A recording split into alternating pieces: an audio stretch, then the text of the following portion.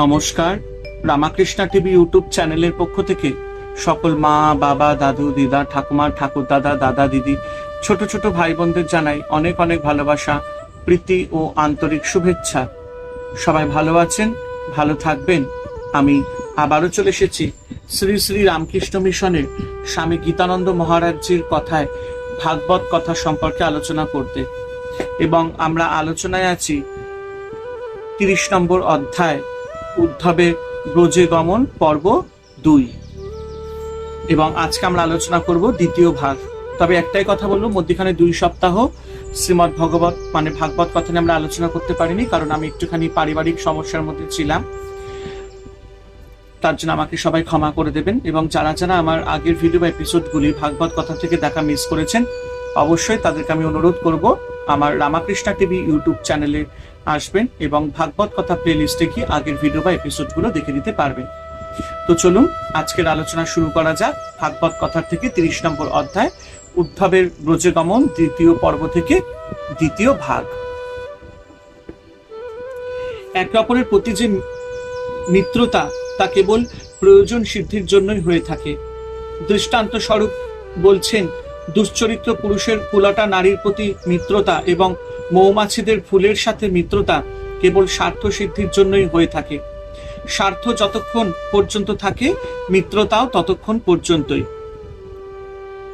পার্বণিতারা নির্ধন ব্যক্তিকে ত্যাগ করে, প্রজারা প্রজা পালনে অসমর্থ রাজাকে ত্যাগ করে, শিষ্যরা অধ্যয়ন শেষ হলে আচার্যকে ত্যাগ করে, পুরোহিতরা দক্ষিণা পেলে যজমানদের ত্যাগ করে, অতিথিরা ভোজনান্তে গৃহস্থকে ত্যাগ করে, পশুরা দগ্ধ অরণ্য ত্যাগ করে, গাছের ফল শেষ হলে পাখিরা সেই গাছকে ত্যাগ করে। তাই বলছি, জগতে প্রীতির সম্পর্ক বলে আমরা যা দেখি তা সবই স্বার্থ সিদ্ধির জন্যই। স্বার্থ শেষ হলেই প্রীতির সম্পর্ক ফুরিয়ে যায়। কিন্তু উদ্ধব আমাদের যে কৃষ্ণ প্রীতি, তার মধ্যে তো কোনো স্বার্থ, কোনো প্রয়োজন সিদ্ধির মতলব ছিল না। আর আমাদের ভালোবেসে কৃষ্ণের যে কোনো অভিপ্রায় সিদ্ধ হবে এমন ভাবও তো তার মধ্যে কখনো দেখিনি। তবে আমাদের এই বাসনা কামনা শূন্য শুদ্ধ নিষ্কলঙ্ক প্রেমে বিচ্ছেদ এলো কেন? আজ কৃষ্ণের কত পরিবর্তন! আমরা তো তার চরণে কোনো দোষ করেছি বলে মনে হয় না। আমাদের শরীর মন সবই কৃষ্ণে সমর্পিত। তাকে ছাড়া আমরা আর কিছুই জানতাম না। সেই আমাদের তিনি কেন এমন নিষ্ঠুরের মতো ত্যাগ করে গেলেন? সুখদেব বলছেন, হে মহারাজ পরীক্ষিত, যারা নিজের দেহ মন বাক্য সর্বস্ব কৃষ্ণে অর্পণ করেছিলেন, সেই গোপীরা কৃষ্ণ দূত উদ্ধবকে কাছে পেয়ে এই সব কথা বলতে লোক ব্যবহার পর্যন্ত ভুলে গেলেন। গোপীরা তখন উদ্ধবের সামনেই লজ্জাশূন্য হয়ে কৃষ্ণের বাল্য ও কৈশোরের মনোমুগ্ধকর লীলাসমূহ উচ্চস্বরে গান করতে লাগলেন, এবং সেই সব কথা বারবার স্মরণ করতে করতে তারা বিহ্বল হয়ে কাঁদতে লাগলেন।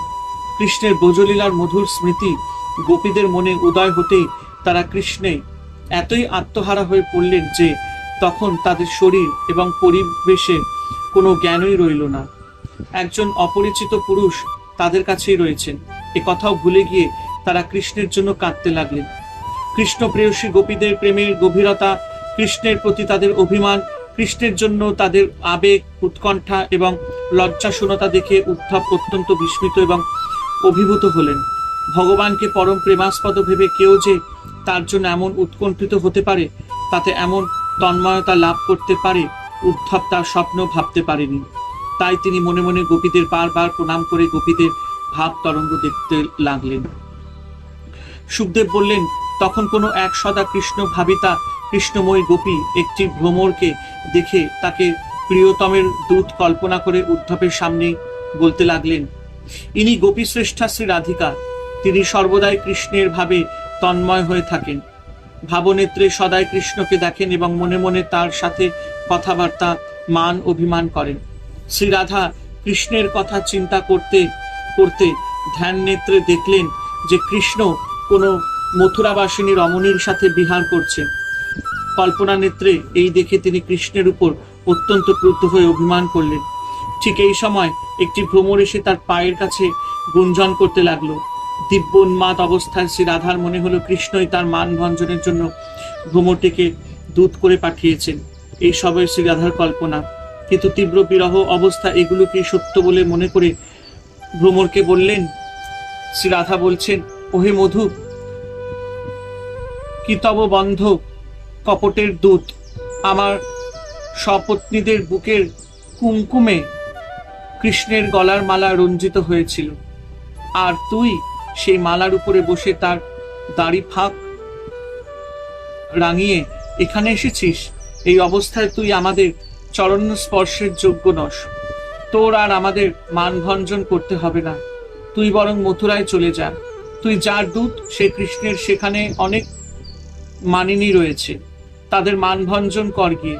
এতে যদুপতির সভাসদেরা তোর প্রভুর কীর্তি দেখে তোর উপর খুশি হয়েই যাবে। কৃষ্ণকেই এখানে কপট ধূর্ত বলা হয়েছে, কারণ তিনি মথুরায় যাবার সময় বলেছিলেন যে শিগগিরই আবার ফিরে আসবেন, কিন্তু তিনি আসেননি। তার উপর তিনি ব্রজের গোপীদের ভুলে মথুরা নগরীদের সাথে আনন্দে বিহার করছেন। সুতরাং তিনি মিথ্যাবাদী প্রবঞ্চক ধূর্ত, এতে আর সন্দেহ কোথায়? এই ধূর্ত কৃষ্ণ এখন তোর বন্ধু, তোকে এখানে দূত করে পাঠিয়েছেন। ধূর্তের বন্ধু তো ধূর্তই হয়, সুতরাং এই ভ্রমরও ধূর্ত। শ্রী রাধা ভ্রমরের পীতবর্ণ দাড়ি দেখে ভাবলেন, এই নিশ্চয়ই তার সপত্নী মথুরাবাসিনীদের বুকের কুমকুমে যা আলিঙ্গন করার সময় কৃষ্ণের গলায় মালায় লেগেছিল, সেই কুমকুমের নিজের দাড়ি রাঙিয়ে তার মানভঞ্জন করতে এসেছে। ধৃষ্টতা আর কাকে বলে? এতে যে তার ক্রোধ এবং মান আরো বেড়ে যাবে, এটাও কৃষ্ণদূত বুঝতে পারে না। শ্রী রাধা নিজেই মনে মনে ভাবছেন, বুঝতে পারবে কেমন করে? এই যে মদ খেয়ে এসেছে, মধুপ মানে মৌমাছিও হয়, আবার মদ্যপও হয়। সেই রকম মধুপতির অর্থ মথুরাপতি কৃষ্ণ হয়, আবার মদের আরতা দ্বারাও আরত দ্বারাও হয়। শ্রী রাধা দ্বিতীয় অর্থ গ্রহণ করে ভাবছেন, কৃষ্ণ যেমন মদের আরতদার, তার বন্ধু এই ভ্রমরও তেমনি মদ্যপায়ী। সুতরাং এদের দুইজনেরই বিবেক বিচার বলে কিছুই নেই। নইলে সপত্নীর বুকের কুমকুমের মুখ রাঙিয়ে এই ভ্রমর এসেছে মানিনীর মান ভাঙতে। আহাম্মক আর কাকে বলে? ভ্রমর যখন মদ খেয়েছে তখন সে অপবিত্র। এই অপবিত্র অবস্থায় সে কি না পরম পবিত্র কৃষ্ণ প্রেমময়ী শ্রী রাধার পদস্পর্শ করতে চায়? আস্পর্ধা তো কম নয়। তাই শ্রী রাধা ভ্রমরকে বললেন, তুই এখান থেকে সরে যা, আমার চরণ স্পর্শ করিস নে। তুই তো মথুরা নাগরীদের বক্ষলিপ্ত কুমকুমে মুখ রাঙিয়েছিস, এখন এই মুখ নিয়ে তুই মথুরা নাগরীদের কাছে গিয়ে তাদের মান ভাঙা, আর তোর এই মুখ দেখে কৃষ্ণের কীর্তিকলাপ সব প্রকাশ হয়ে পড়বে। যদুবংশীয়রা তাকে ছি ছি করবে। শ্রী রাধা দিব্য উন্মাদ অবস্থায় কৃষ্ণের প্রতি এইরকম অযথা দোষারোপ করতে থাকলে শ্রী রাধা যেন শুনতে পেলেন ভ্রমর বলছে, আমি ভ্রমর জাতি, প্রাকৃতিক নিয়ম অনুযায়ী আমার দাড়ি পিতাভ। কোন রমণীর বক্ষ কুমকুমের দাড়ি রাঙিয়ে আসেনি, সুতরাং বুঝতেই পারছেন আমার প্রভুর কোনো দোষ নেই, তিনি একমাত্র আপনাতেই আসক্ত। অতএব তার উপর অভিমান করা আপনার উচিত নয়। ভ্রমরের এই কথা ভাবকর্ণে শুনতে পেয়ে শ্রী রাধা বললেন, তুই বলছিস তোর প্রভুর কোনো দোষ নেই? তবে বলি শোন তোর প্রভুর দোষের কথা। শ্রী রাধা বলছেন, তুই যেমন দুর্মতি ফুলের মধু পান করে ফুলকে পরিত্যাগ করিস, সেই রকম মধুপতি কৃষ্ণ তার মোহকারী অধর সুধা আমাদের একবার পান করিয়েই আমাদের পরিত্যাগ করেছেন। তাই ভাবছি এমন কৃষ্ণের পদসেবা কেমন করে লক্ষ্মী দেবী করেন। মনে হয় পুণ্যকীর্তি কৃষ্ণের পরম ভক্ত নারদাদি ঋষিদের স্তুতি কথায় মোহিত হয়ে লক্ষ্মী দেবী না বুঝেই তার পদসেবা করেছেন। তুই একটা ফুলের মধু পান করে সেই ফুলকে ত্যাগ করে অন্য ফুলের কাছে যাস, ফুলের মধু পান করেই তোকে বাঁচতে হয়, সুতরাং এটা তোর জীবিকা। সেই জন্য মধুশূন্য ফুল ত্যাগের মধ্যে তোর বিশেষ দোষ নাই। কিন্তু তোর প্রভুর স্বভাবটা একবার দেখ, তিনি তো মধুপতি, জগতে সমস্ত মধু, সমস্ত আনন্দ, সমস্ত মাধুর্যের তিনি আশ্রয়স্থল, তিনি নিজেই মাধুর্য স্বরূপ। সুতরাং অন্য কোনো মধুর তার দরকার নেই। তবুও এমনই তার কুটিল স্বভাব যে তিনি আমাদের মতো সরল এবং শুদ্ধমনা গোপীদের তার অধর সুধা পান করতে প্রলোভিত করেন। তার পরম সুন্দর অধর যেন জোর করে আমাদের আকর্ষণ করে। সেই আকর্ষণ আমাদের মোহগ্রস্ত করে, জোর করে তার অধর সুধা পান করায়। লক্ষ্মী দেবী অনন্ত গুণসম্পন্না হলে কি হয়? তিনি অত্যন্ত সরল মনা, কৃষ্ণের ছলচাতুরী নিষ্ঠুরতা বোঝেন না, তাই তিনি কৃষ্ণের পদসেবা করছেন। এখানে শ্রী রাধা অভিমান করে শ্রীকৃষ্ণের সঠতা, নির্দয়তা এবং চপলতার উল্লেখ করে নিজের বিচক্ষণতার কথাও প্রকাশ করলেন। কৃষ্ণের সম্বন্ধে এত দোষারোপ করলেও ভ্রমর শ্রী রাধার পায়ে কাছেই গুনগুন করছে। দেখে শ্রী রাধা ভাবকর্ণে যেন শুনতে পেলেন ভ্রমর কৃষ্ণের গুণগান করছে। এতে শ্রী রাধার অভিমান আরো বেড়ে গেল। ক্রুদ্ধ হয়ে ভ্রমরকে বললেন, ওরে ভ্রমর, কৃষ্ণকে আমরা বহুদিন থেকেই জানি, সে তো আমাদের কাছে নূতন নয়, সে যে বহু পুরাতন। সুতরাং তার গুণের কথা আমাদের কাছে যারা তারই জন্য গৃহে ছেড়ে বনবাসী হয়েছে তাদের কাছে আর বলতে হবে না। যারা কৃষ্ণের আধুনিক সখী, সেই মথুরার নাগরীদের কাছে গিয়ে তার গুণগান কর। কৃষ্ণের আলিঙ্গনে যাদের বক্ষ সন্তাপ এখন দূর হচ্ছে, সে কৃষ্ণ প্রিয়ারাই তোকে পরিতোষিত দেবে। মূলে সরঙ্ঘ্রেঙ্গ 6 পা বিশিষ্ট ভ্রমর কথাটি রয়েছে। সরঙ্ঘ্রেঙ্ঘ্র বলে সম্বোধন করার উদ্দেশ্য হলো এই যে, যাদের যত বেশি পা তাদের বুদ্ধি তত কম। চতুষ্পদ প্রাণী থেকে দ্বিপদ মানুষের বুদ্ধি বেশি।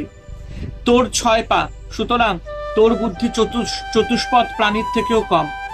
তারই জন্য কোথায় কি গান করা উচিত তুই বুঝতেও পারিস না।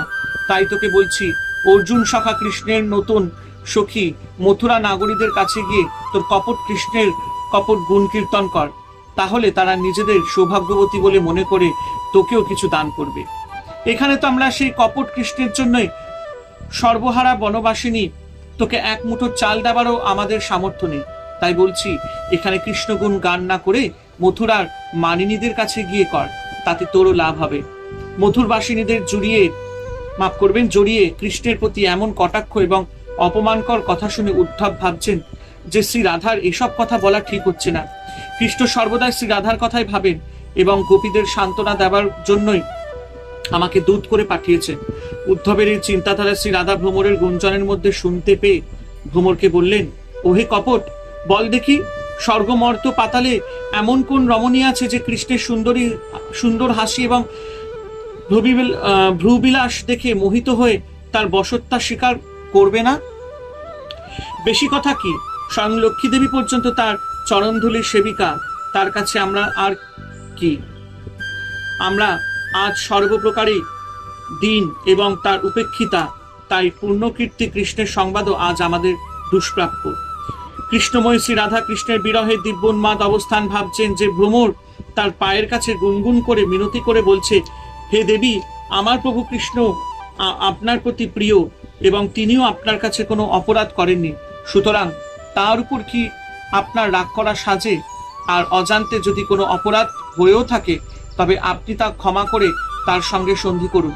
শ্রী রাধার মনে এসব কথায় উদয় হতেই তিনি আরো ক্রুদ্ধ হয়ে ভ্রমরকে বলছেন, ওরে ভ্রমর, তুই যে আমার চরণে মাথা রেখেছিস তা তুই সরিয়ে নে। মুকুন্দের কাছ থেকে দ্রুত কর্ম এবং তোষামত করা তুই ভালোই শিখেছিস। তোর অভিসন্ধিও আমি বুঝেছি। কৃষ্ণ অকৃতজ্ঞ, তারই জন্য আমরা পতিপুত্র এমনকি স্বর্গপ্রাপ্তির আশা পর্যন্ত ত্যাগ করে তাকেই চিত্ত সমর্পণ করেছিলাম। আর তিনি কি করলেন? আমাদের পরিত্যাগ করে চলে গেলেন। একবারও চিন্তাও করলেন না অসহায় আমাদের কি উপায় হবে।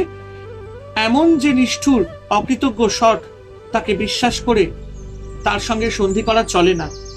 শ্রী রাধা দিব্যোন্মাদ অবস্থায় প্রণয়কোপে অধীর হয়ে কখনো কৃষ্ণের প্রতি অভিমান করছেন, কখনো তার উদ্দেশ্যে গালাগালি দিচ্ছেন, আবার কখনো ঈর্ষা প্রকাশ করছেন। ভ্রমরকে বলছেন, তুই বলেছিলি না তোর প্রভুর সঙ্গে সন্ধি করতে? শোন তবে বলি, তোর প্রভুর আরো সব কীর্তি। তিনি যে কেবল এই জন্মে অকৃতজ্ঞ প্রতারক নিষ্ঠুর তা নয়, পূর্ব জন্মেও তিনি এই রকমই করেছেন। তোর প্রভু এই কৃষ্ণপূর্ব অবতারে শ্রী রামচন্দ্র রূপে ব্যাধের মতো লুকিয়ে নিরাপরাধ বানররাজ বালিকে বধ করেছিলেন। তারপর তিনি স্ত্রীর বশীভূত হয়ে কামাতুরা শূর্পণখার নাক কান কেটে তাকে চিরদিনের মতো বিরূপা করেছিলেন।